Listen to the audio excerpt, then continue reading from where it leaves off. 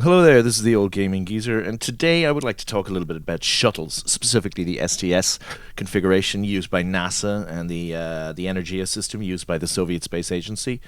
You know the configuration: a reusable space plane attached to a large fuel tank powered by external boosters, as you can see on the screen here, launching now.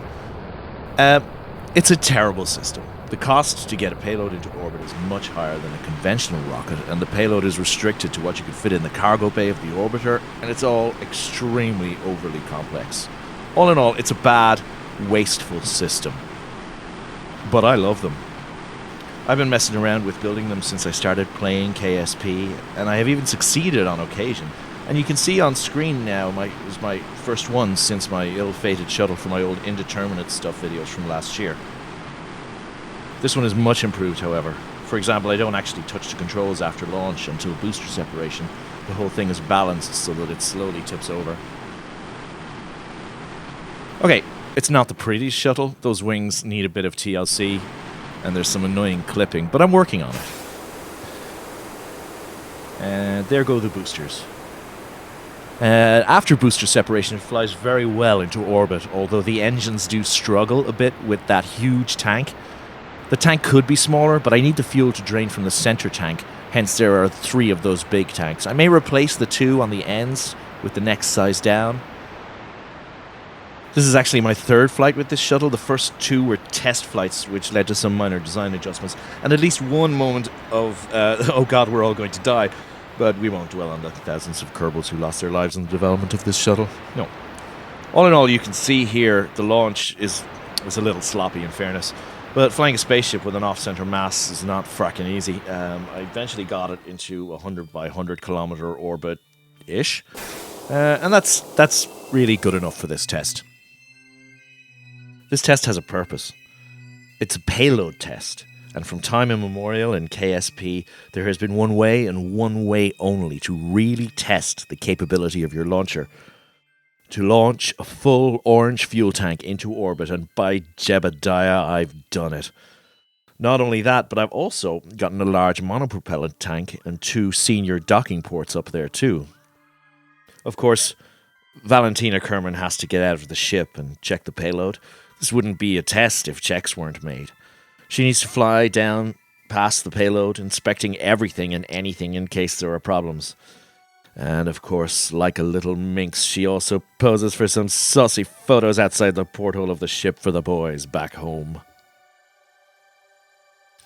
I really like the interior of this Mark III cockpit. It's great. It's so much nicer than the old Mark III cockpit. Well, the old one didn't have an interior, I don't think. But this one looks great. It's just got that real kind of NASA Vogue going on there. It's fantastic. It's a really great addition to the game.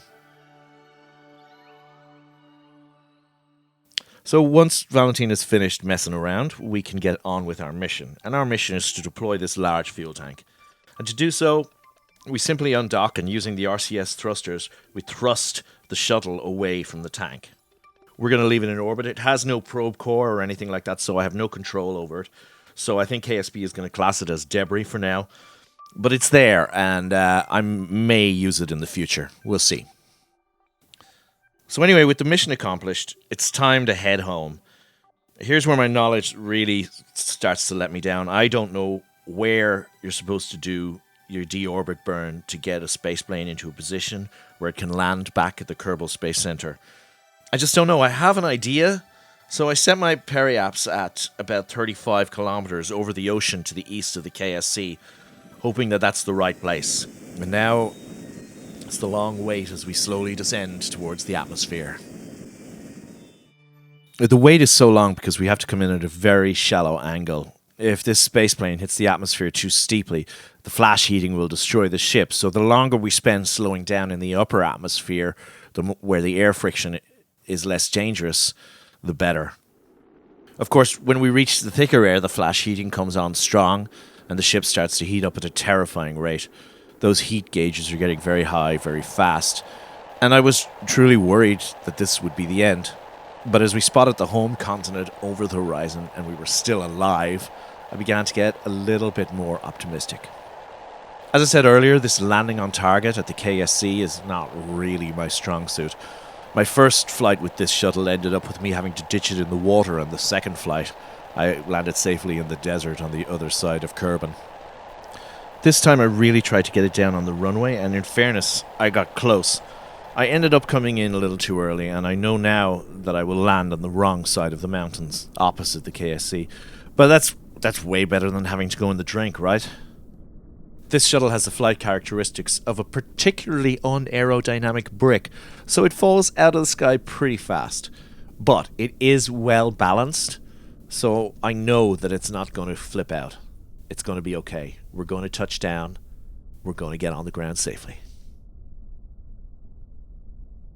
So just coming in to touchdown, we flare a little bit as we get close to the ground and slow down our descent, and we hit the ground at a nice, relaxed pace. Very smooth landing. Very pleased with it. And so there you have it. This is just a small video on my love of STS-style shuttles. Go read up about them. Go read up about the shuttle program, the NASA STS program, the Russian shuttle program, the first of which was called the Buran, the only one that ever flew. People refer to it now as the Buran program, but it was never called that. That was just the name of the first ship. They're stupid, uneconomical, bad launchers.